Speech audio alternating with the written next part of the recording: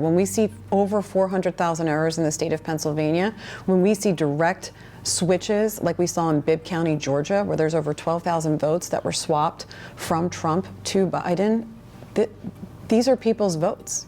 This matters. The Data Integrity Group, a group of data scientists, has been dissecting publicly available data on the presidential election in multiple states. Most recently in Pennsylvania, they found over 432,000 votes were removed from President Donald Trump in at least 15 counties. Time series election data shows Trump's votes decreasing in various counties at many time points, instead of increasing. In an election, as you count votes, you typically only see vote increments, not decrements, unless some error occurred that needs to be assessed. So if you say, well, there was this human error here, that's fine, that's one. I need to know all these other 37. Are they human error as well? Are these machine error? I don't know. The group also testified before the Georgia Senate that more than 30,000 votes were removed from President Trump in Georgia. I mean, the improbabilities of some of these things that we're bringing out are just way off the charts in terms of what you would expect in a normal distribution or any type of expected behavior. This is American Thought Leaders, and I'm Jan Jekielek. Linda McLaughlin, such a pleasure to have you on American Thought Leaders. Thank you so much for having me. I can't thank you enough, Jan. Well, and it's not just Linda McLaughlin, it's actually the Data Integrity Group that the show is with today, and you're the communications person for the Data Integrity Group. We recently published your work on the Pennsylvania data. All your work is done with publicly available data, which is a really interesting approach. Tell me about what you're doing. Absolutely. So I think like a lot of people, you know, the night of the election, I was confused by what was happening. I was seeing these strange vote totals. The data wasn't performing the way that many of us saw it happening in different parts of the evening, and we saw these strange drops and declines live on television. And I think for a lot of people, you know, there's a simple explanation, which is that voting is supposed to be very straightforward. You know, this is an additive process. One candidate gets more votes than the other, and we move on. But that night, we saw votes actually dropping live on television, you know, whole swings of votes, hundreds of thousands. And I was sitting there with my family and friends saying, what is happening? I don't understand. And I'm not a data scientist. I work in politics. I work in media. It's been my business for 15 years. And so when I started seeing this happen, I thought, I've got to find this out. So I did. I started looking around for data scientists, finding people that were much smarter than myself to understand these numbers and make sense out of them. And that's really how this came about.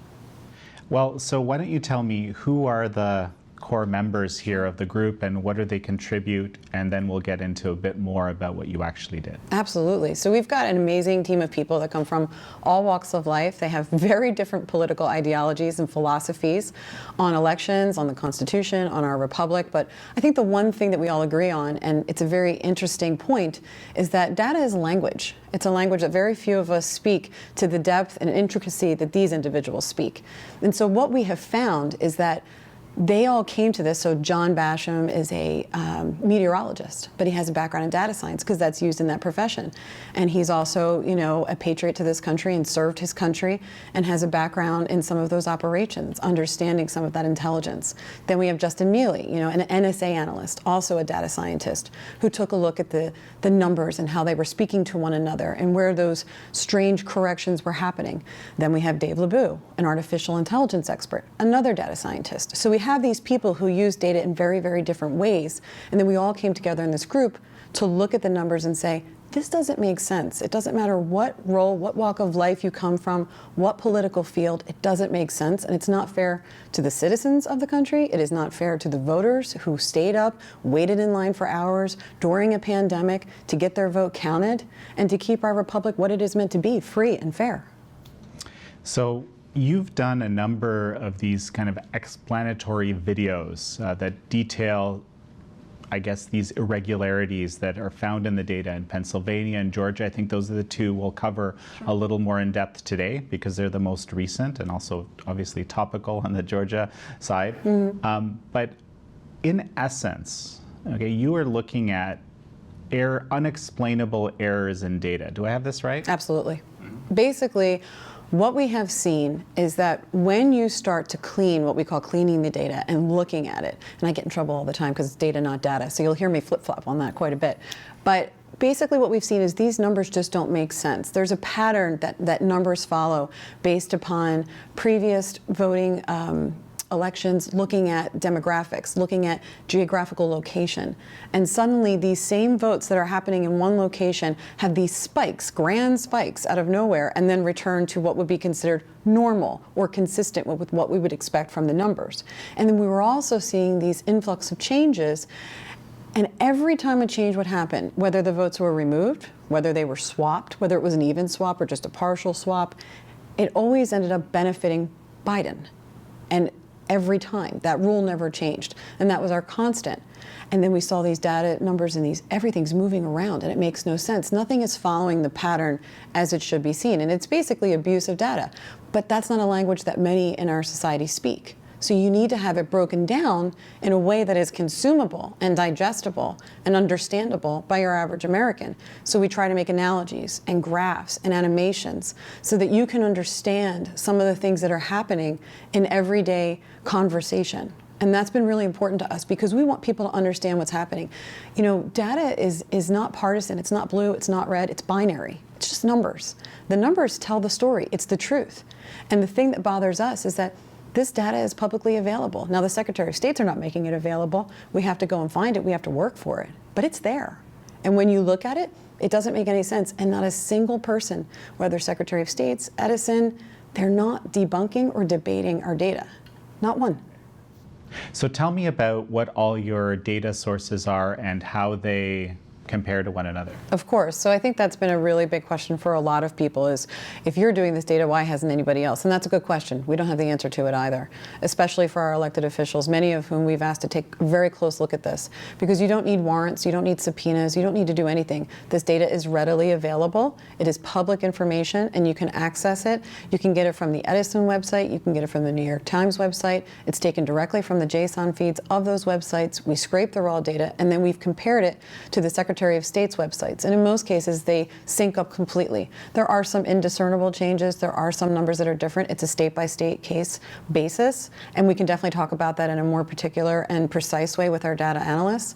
But there are changes, but they are not changes where it would change the outcome. There's always a balancing act of the data. And so it always totals out. So even if we see these strange errors and we compare them from the Secretary of State's website, we compare it to the raw data feeds from the JSON feeds on the Edison website, where different states that have the CITL server, you know, we compare all these data sets and they're all the same numbers and they're comparing the same way and they're balancing out. So either they're certifying results that have errors in them, or Edison is giving information that's incorrect to the networks. But regardless, there are errors in the data.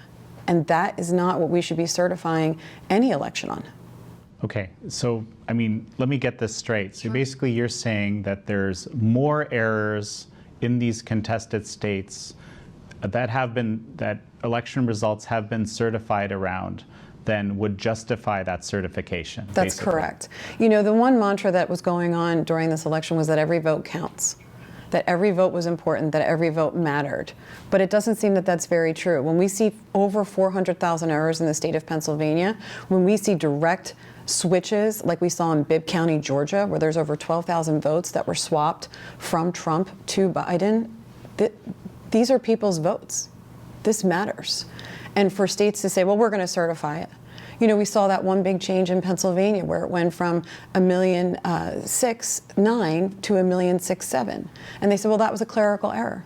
Okay, let's just say that I give you that clerical error, and maybe that's true that it was human error. What about all the other errors? Don't those matter? Don't those deserve answers? And why aren't we allowed to have them?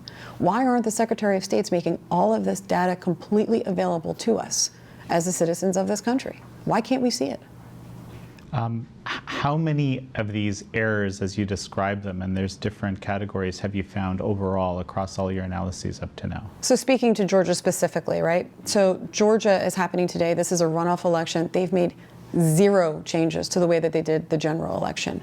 There's a lot of questions about the way that things were handled, and there's a lot of questions about how the data was analyzed, the chain of custody of it, and we took a very close look at that. We spoke with people on the ground that understood that voting process, because remember, every state is very different how they do their votes. I mean, we just did Pennsylvania, and there's between 5 and 7 different processes. So I was like, So when we looked at Georgia, you look at Putnam, Dodge, Daughtry, all these different counties, there were over 30,000 votes that just disappeared.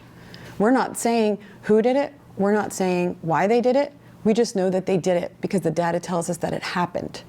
And no one's saying that it didn't happen. They're just not explaining it, and they're not addressing it. Okay, and when you say they did it, is this machines or people, or do you even know? So there's that's a very complicated question. In some cases, human hands in the adjudication process, for example, do touch these votes and can change them and can modify them. They can decide what they call voter intent. I mean, if you talk about Richard Barron from the state of Georgia in our Georgia video, there was 113,000 votes. He adjudicated 106,000 of them to determine voter intent. So what that basically means is that that voter goes in and they put their ballot, and that ballot says, I want to vote for whomever. They can go in and say, that actually doesn't look like what they meant. We're going to put this down as someone else. And you'll notice that I don't say one candidate over another, because it's not about that. It's about actually having every vote count and actually allowing that vote to be the voice of the person who cast it, as opposed to the adjudicator. Have you tried to get answers as to what actually happened here? Of course. So the data is publicly available, as I've said, but it would be nice if the Secretary of States had released the data on the public side of their websites. In order for us to get any of that information, it has to be FOIA'd. We've been very lucky to work with a lot of congressmen and senators who are just as deeply interested as we are. We'd like there to be a lot more. But there have been individuals who are deeply concerned about what's happening, and they are putting those FOIA requests in to get the information directly from the source, whether it's from the Secretary of State's, their communications directors explaining to them that we need to find out answers. In Maricopa County, there were 5 Board of Elector supervisors in that specific county that all said that they were on board for a forensic audit, but the Secretary of State wouldn't allow it. So what is the recourse in a situation like this? What is it that you hope to accomplish with these examples that you've... Yeah, it's a great question. I think what we want to do is we want to make sure that all of these errors, when we start getting into numbers where we're talking about hundreds of thousands of errors, tens of thousands of switches, when we start to see these anomalies, corrections, whatever adjective you want to give them, happening over and over again, in all these different states. We're talking about 6 swing states, but it happened in several states. And then you compare them to the states where it was a normal election. If you can A and B those two, and you can look at what a normal election would be, you start to see it even more clearly. And you understand something very strange happened here, and why doesn't anyone want to look into it? Why would they move forward in Georgia today with an election having changed nothing? With so many people coming forward, giving all of this information. These are people that have been in voting polls and working their precincts for 30 years, some of them. And they're saying things like, I've never seen anything like this. This doesn't make any sense. And so we just want to get those answers. The data tells us the story. We just need to read it and find out why. For Georgia, do you think with the, I suppose, heightened level of scrutiny which this election is going to be getting, or is getting, I guess, as we speak and has been, do you think that makes a difference? I do, specifically in Georgia with the adjudication process. When you're one of the main arguments from Georgia has been, well, we've done 2 hand recounts. Well, counting counterfeit money twice doesn't give you a different outcome, it gives you the same outcome. So what we keep trying to explain to people when we testified to this point, when we were in front of the Senate committee in Georgia, and we explained, if you put a ballot in and it's adjudicated, that original ballot with the voter's original intent is gone. So now there's a new ballot that you have that can be printed, and then they can keep that as their record.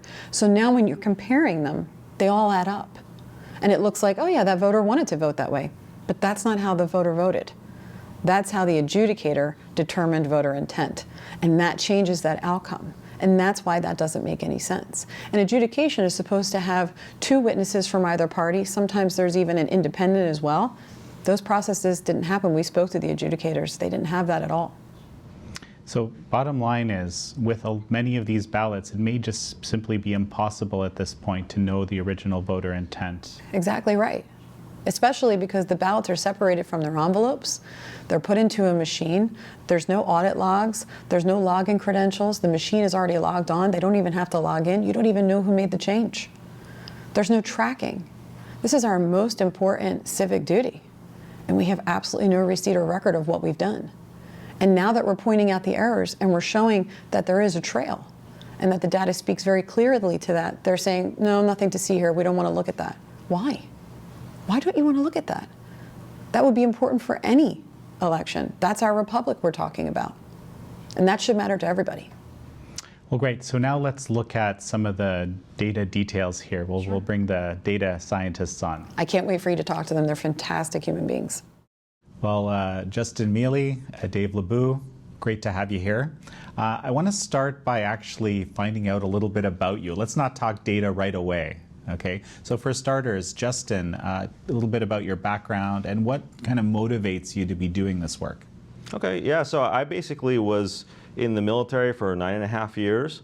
When I was in there, obviously that's about halfway to retirement, and people have to make a big decision. And I thought, I love what I'm doing, but at the same time, I could be making a lot more money than the military. So I left and became a contractor. So that's how I kind of got into the whole.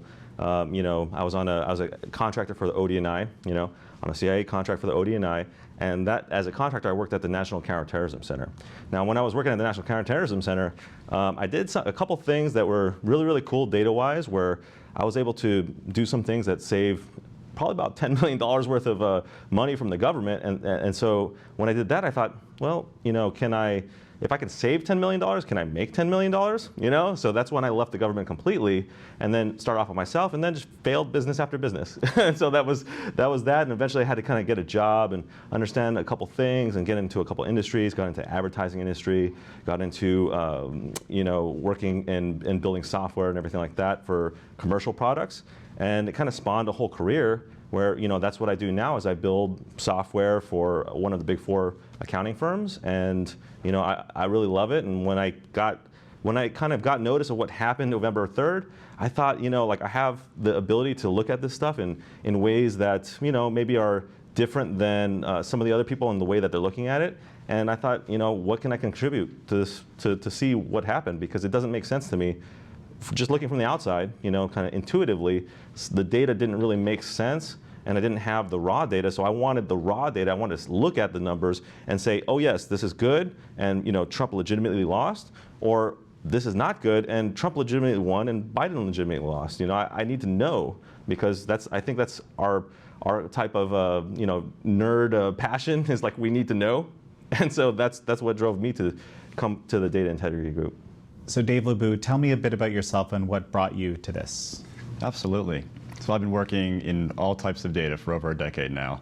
And ever since I've sort of begun my professional career, I've always selectively engineered my own trajectory based on the data available within different types of industries. So over a decade ago, data wasn't as freely available as it is now. So I worked in some primary research, quantitative research consulting, survey-based data, polling type data. And from there, as sort of industry caught up with data collection accumulation, I moved into sort of other industries that had better data collection capacity. Again, I've always had a passion and interest in pursuing this type of analysis and understanding data and insights. So I moved into a few different areas. I've worked in telecommunications, financial services, and most recently, obviously being involved in this project, I've been working in the artificial intelligence space. And this is the next horizon for a lot of data. So new applications are coming out weekly, monthly for ways to utilize this type of data. And when we saw what happened, obviously, on election night, that's some very interesting data patterns. And from that, I thought, well, I'll need to explore exactly what happened here, because I haven't seen these types of behavioral patterns anywhere in the quantitative research I've done, in the first-hand data collection across any industries. And so that's what brought me into the mix of understanding what generated this behavioral pattern. And as I got closer and closer and we started looking into the data and accumulating more and more resources, we were able to sort of come to the point we are now with an understanding of what exactly happened. Well, so that's pretty fascinating. You've cataloged all sorts of errors in these contested states. Now, just looking at the data, is this data anomalous compared to what normally happens? Absolutely, and that was a key sort of entry point that we went through early on, is we had to establish a benchmark for what is normal versus what is abnormal. And we began to isolate the states that were exhibiting these patterns and the ones that were not. And as we now know, these sort of 5 key states were more highly concentrated than others. Some states exhibited no anomalous patterns at all, which we said, this is great, because we have a running benchmark to compare against for what we're seeing on this other hand as suspicious, irregular, and in need of deeper attention. So bottom line is there are many states that have these irregularities and a deeper concentration within these 5 or 6 particularly. Fascinating. So, and how many of these baseline states did you look at out of curiosity? Well, we looked across all states, and we also looked at the state level and at the county level, and where available at the precinct level. So we had, really an abundance of data, and that was across these data sources. So it was over 30 states that, 30 states that had some sort of strange activity to varying degrees of unexplained behavior, we'll call it. And the remainder incremented normally. So there was no, as we've seen, the decrements or vote switches or removals happening in that other bucket. So that was nice to have as, again, the system's operating properly, the data is flowing properly as it should be in these areas. It's only these select few that we need to continue to investigate what's going on. But wait, so you're telling me that these specific 5 states were just off the charts compared to, I guess, the remaining 25 that had anomalies? Absolutely. I mean, each one individually could have an individual team devoted to it. And as we know, time is a resource with these components, as we've been watching the clock closely to understand that we can find a complete resolution in the due time we have available. We've had to focus on these states, so we've done the deepest dives there. But even within that, there's quite a bit more going on in a relative scale to all the other states. Absolutely. When it comes to the kind of analysis we're providing on these states, it starts off very, this kind of wide and very shallow analysis. And you can think about it like filters at different level. So we have these very kind of, filters with very large pores, and then as they get smaller and smaller and smaller, and we just filter down. And when we see what falls through is when we determine what we should focus on. The thing is that when it came down to these swing states, I mean, it was every single swing state having things that fell down all the way to the bottom, where if as deep as you go, you still find the problems. And that's the thing, is just finding n error or an anomaly by itself isn't enough to just say, oh, well, fraud occurred. You have to look very deep into data, and you have to understand and kind of come up with reasons why, and reasons, things that could be explained, and then test your theories against the data, and it's this constant process. Now, to do that on one state, sometimes it could take us like a couple weeks. For some states, especially when we have to go into a lot of different data sets, scrape data from a lot of different places, it's a very labor-intensive process only for the presidential elections. There's an entire down ballot ticket of all these things that we haven't even been able to look at. We want to get to it, but obviously the importance of, for the country as far as the election is concerned, we had to focus on only the presidential election, and we had to narrow our focus down to just a couple states. Well, so one thing that's really interesting to me, again, is this adjudication process that we've been discussing. And again, you guys documented these large batches of ballots that would, switch or be removed all at once. And I'm kind of scratching my head trying to figure out how this could have happened and how this works. Perhaps you can kind of dig into that a little bit for me. Sure. I mean, when we see some of these vote switches, it's completely theory to go into how the actual votes are switched or, are decremented and things like that. We can't really go in, we're not really able to say that because we don't have the full trail of all the data. But when you talk about adjudicated ballots, that in itself we pointed out specifically because it was a very high probability that there was some problem with that process because it was so insecure. Because when you go and adjudicate a ballot, it destroys the audit history. You can't go back in time and look at what that original voter vote intended to do with that.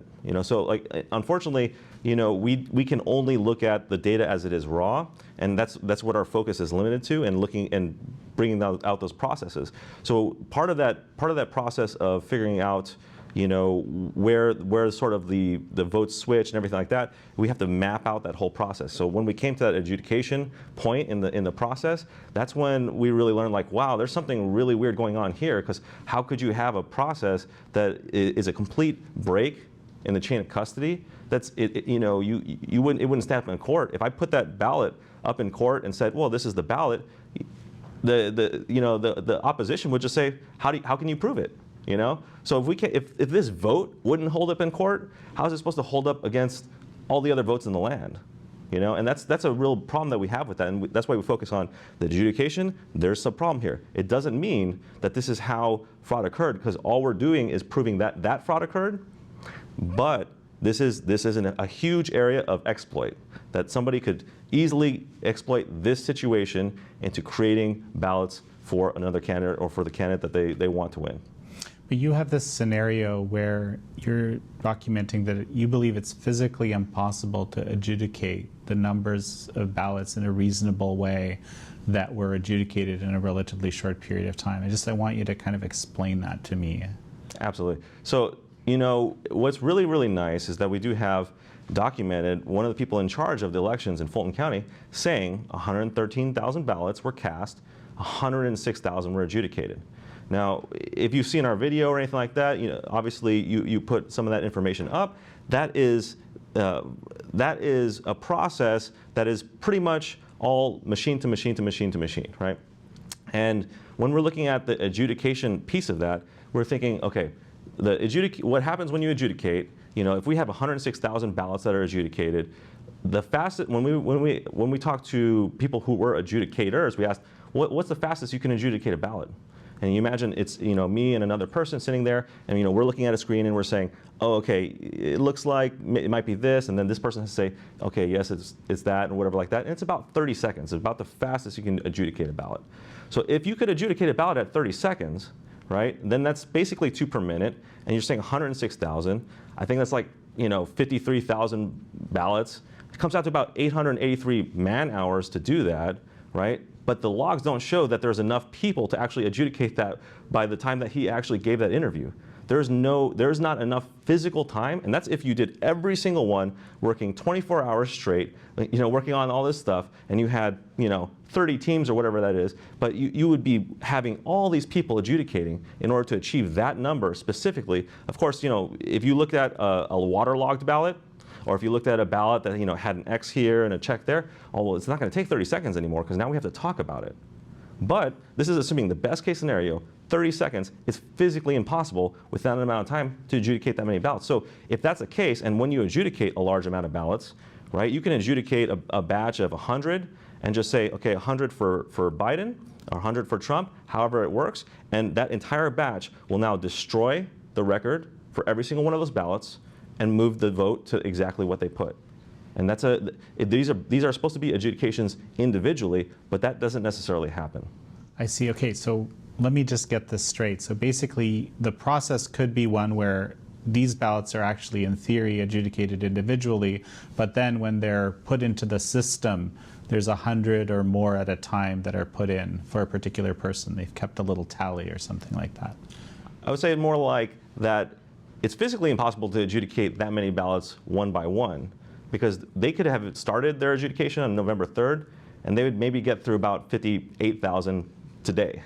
So how could you do 106,000, you know? That for the amount of time, or the amount of teams that they had working on it, and they were working something, you know, we were asking, like, how long are you guys working on this? You know, are you working in shifts and everything like that? We were going really deep into their process, and from what we could tell, it looked like you had a team of, you know, 2 people over here, and then they would be replaced by a shift of another 2 people, and then there was another group, so 2 separate groups adjudicating, right? That's 4 people adjudicating. How can you physically, even if you were to do that 24 hours a day, you still wouldn't be able to do that in time for today, you know? So let alone one day later after the election. But, you know, obviously that's just doing it individually. Now, if you did adjudicate them in large batches, which goes against the entire adjudication process, because you're supposed to look at that to determine voter intent. You are supposed to physically inspect that with another person agreeing with that. How could you physically inspect 100 ballots at once? The machine doesn't allow you to do that. It only brings up one in front of you, and you both talk about it. So how can that even be possible? It doesn't make any sense to us. And what has been the response to you finding this out and sharing this with, I guess, the Secretary of State? Absolute silence. Not one Secretary of State has refuted a single statement.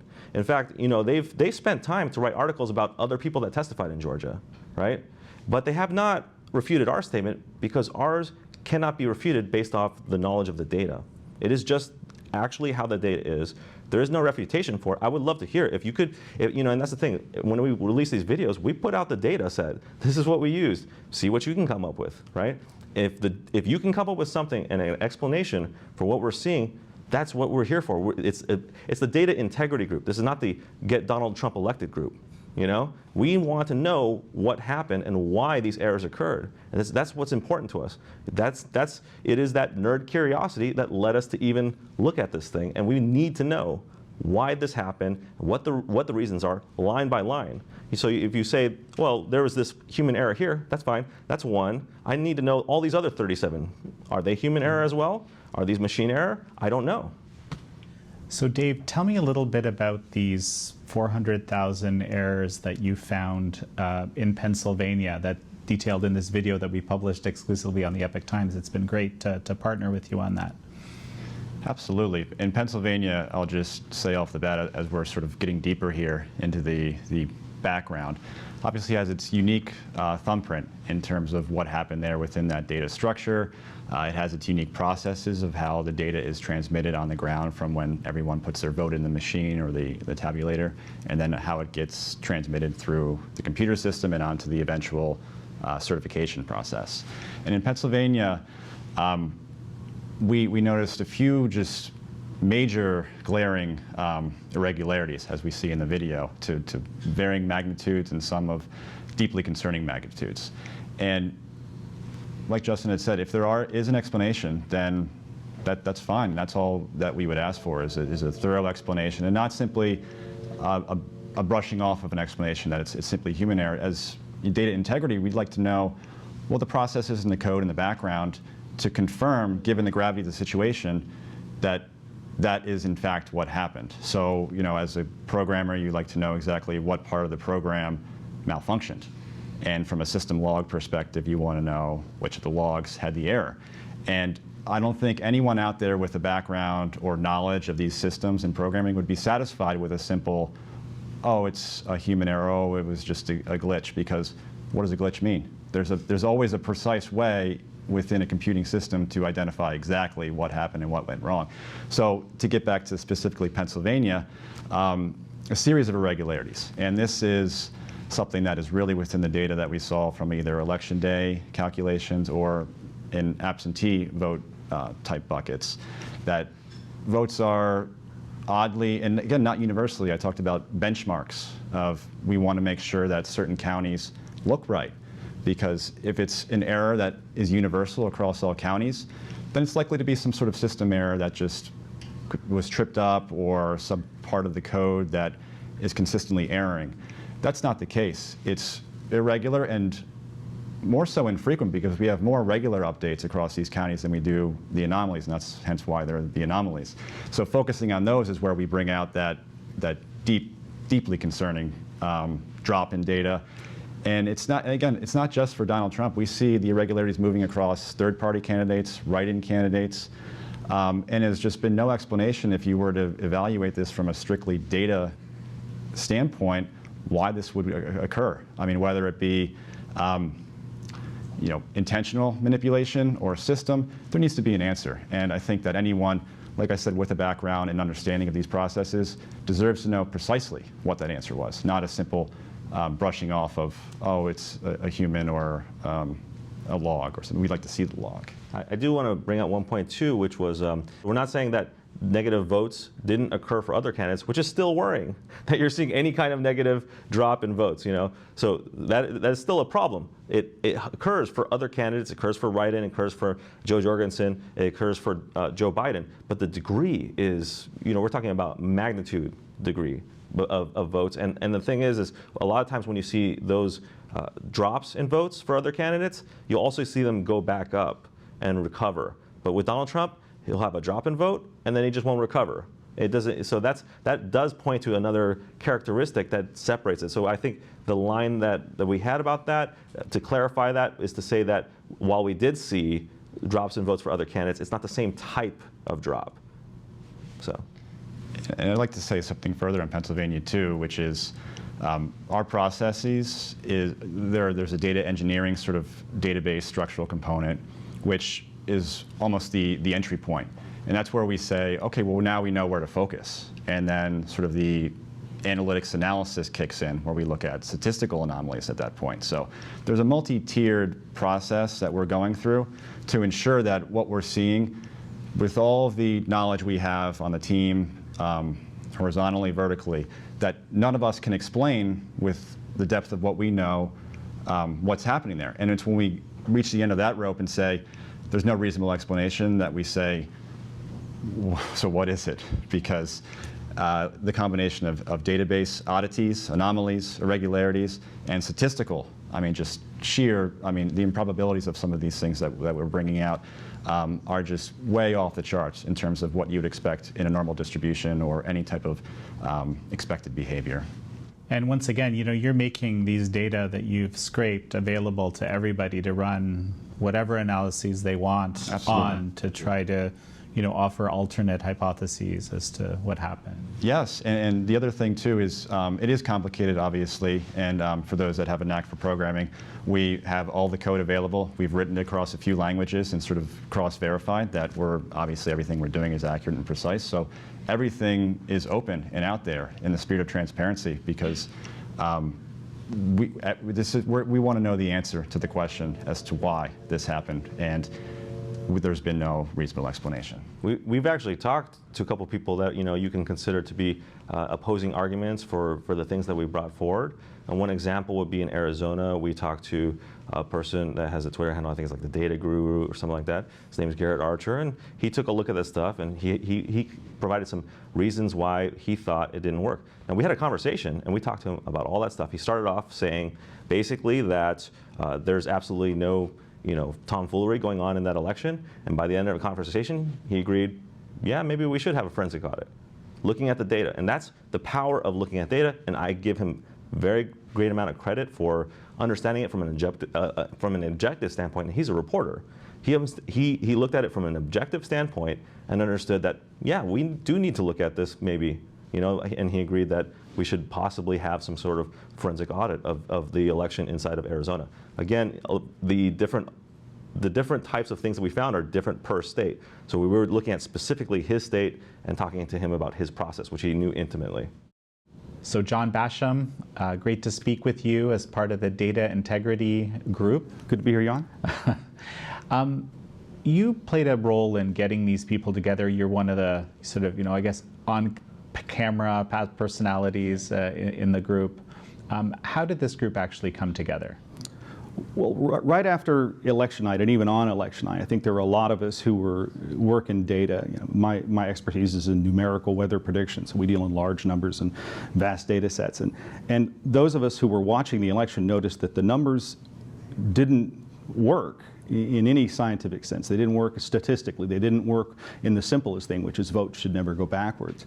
And so there was a group of folks who were online within the first 24 hours who were data scientists, and we all started kind of comparing notes. And in the first week, I think it really started, I put a tweet out that had leveled a few of the states, I think 6 states if I recall correctly, that said, these are just initially some of the first things that we've seen in the raw data that we are desperately trying to get. And there's something wrong here. Something doesn't look right. And that tweet garnered so much attention that Linda McLaughlin reached out to me and said, hey, where are you going with this? What's going on? What can we do with this?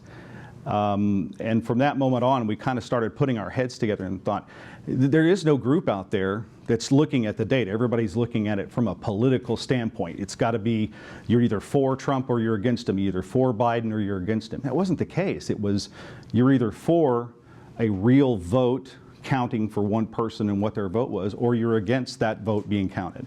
It was really that simple. It is the American Republic. America's exceptional because of what we've got. And if we ignore that, it'll be gone. So I reached out to a large group of data folks, and a lot of them were very worried about even coming into the fold. There's some incredible folks who have contributed, but wouldn't put their name on stuff because they are afraid that they would be attacked because they would think, oh, you're taking a political stance. Well, the numbers aren't political. We actually just looked at the numbers, which, by the way, was hard to do to get those numbers. But after going back and forth, and it did take some time, it's not like there was a company in place or a group in place or even systems in place to figure out how to attack all of these states and all of this data that's done different in every state and many times done different in every county. So we had to cobble together a group of experts, and it took some time to put that group together. And once we did, we have the top level, which is the data integrity group, the group that you have seen and talked to. And then there are a tremendous amount of support people behind that who are experts in very specific things, whether it be programming in different languages or whether it be large number theory or machine learning. So what we started doing was coordinating to get these group of very intelligent, very driven people who all saw the same thing. And it wasn't that they saw that Joe Biden had won. It wasn't that they saw that Donald Trump had lost. It was, as a matter of fact, our group has liberals, it has conservatives, and we have someone in our group, I won't call him out, but who didn't even vote in the election. So it really came down to, we were passionate about the data, the numbers we were seeing, and the fact that those numbers, every one of those numbers represented a vote and a person's intentional vote towards something. So it had to be right, and that's how the group started to get cobbled together, and then thousands, and I really mean thousands of man-hours since Election Day of nonstop video conference calls with the group in 12 and 14-hour runs, putting together data, gathering data, checking the data to make sure we were right. The biggest thing that we've seen in this entire scenario is people will come and they'll attack you because you've said something that's against the narrative. Well, look, there's no narrative in numbers. It's either the number is correct or it's not. So for us, it was very important that we got the numbers right, which was a very hard thing to wind up doing, is gathering those numbers to begin with.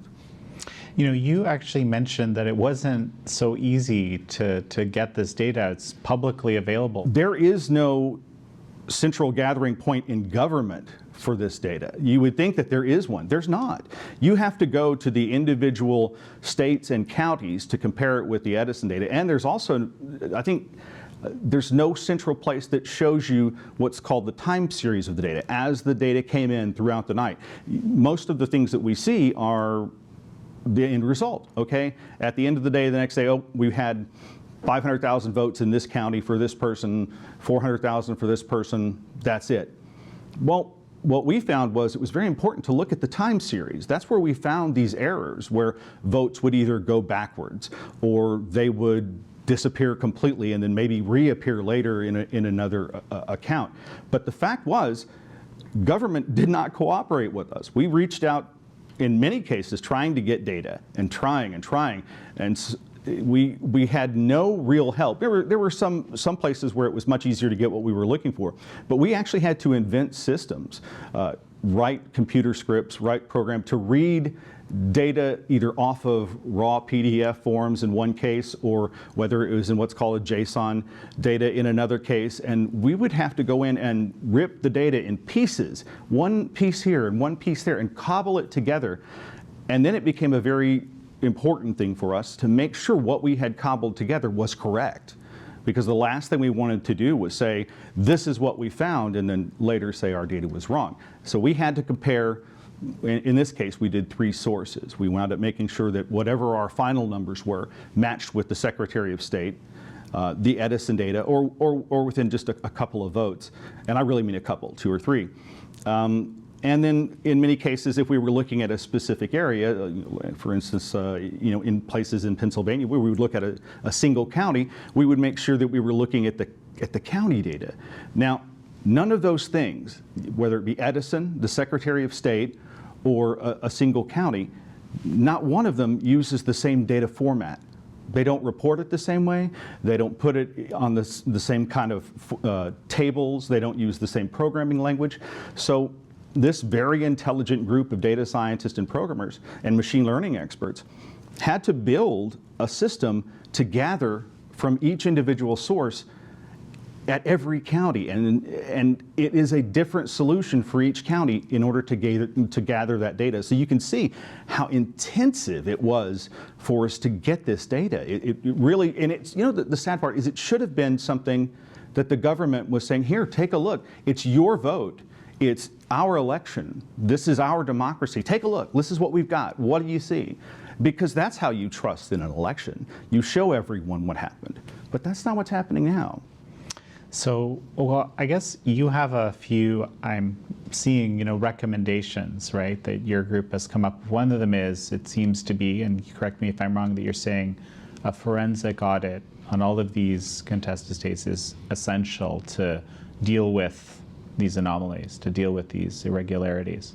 That's one thing. Another one, it seems to be, that you're saying is that, you know, the government should actually organize this data in a way that people can access easily. Right. Well, I think obviously there's two sides to this. The future, what we do going forward in our democracy is, yes, there needs to be a single format for the way data is given, and it should be open and transparent at all levels. You shouldn't have to pay $20,000, $30,000, $50,000 to get a list of the people who have voted, or the data that you're going to need to verify that an election was in fact up and up. And as far as the forensic auditing, you know, we've kicked this around, and one of the things that hit us was the vote in America is probably one of the most basic human rights we have. It is a human right that, and you have a background in human rights, you know, this is so important. Everything hinges on that vote. Your entire sense of freedom, what you can and can't do, that vote matters. But take a step back. People look at that in the big general sense, and they don't think about it. It's very kind of an out there feeling there, oh, that sounds good, and I get that. Well, let's make it your bank account. Would you accept your bank after you went in and you put your check in? You know how much your check was. You come back the next day and the total is different. I don't care if it's $5 different or $500 different, whether it went up or went down. Would you accept that from your bank, that your totals would change just magically? And when you went to ask them about it, they recounted, and then they got another total, different than the first two.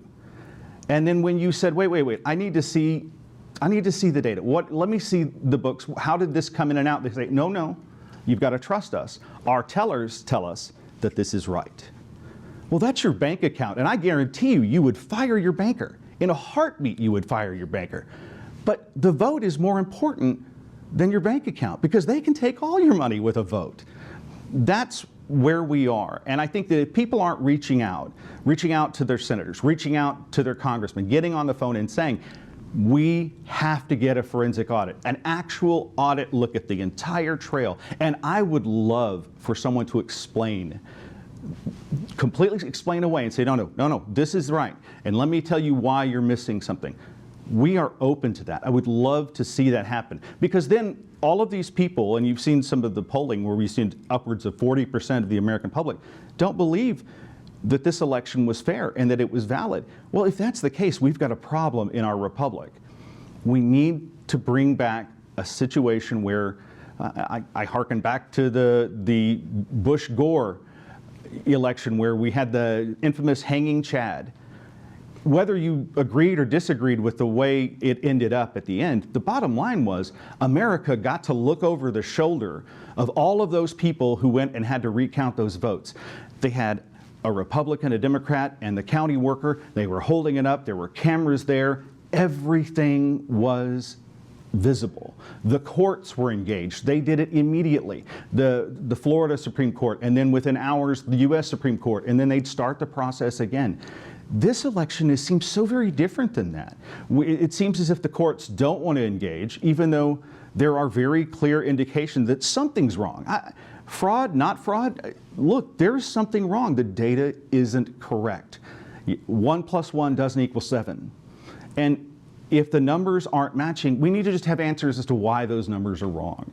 So whether you think it was fraud, whether you think it was mistakes, whether you think there's a valid reason for how it happened, we need transparency in our election and our electoral process to have trust in it. Any final thoughts before we finish up? democracy is a very important thing. Our country, if you stop and think about the United States, it's an amazing, exceptional place to live, to grow up. Hundreds and thousands of people immigrate here because we are that great American dream, the shining city on a hill that Ronald Reagan said. It's true. If we throw away the simple part that makes us so great, that the American people's voice matters, and we ignore when something goes wrong and the people say, hey, we don't trust this process, if we ignore that, we're throwing away American exceptionalism, and it's not worth throwing away. We need to save this. We need to look at this race. And no matter what the answer is, no matter who sits in the White House, that's secondary. The important thing is, let's find out what the real answer is to why this election looked so wrong. Well, John Basham with the Data Integrity Group, such a pleasure to have you on. Thank you, Jan.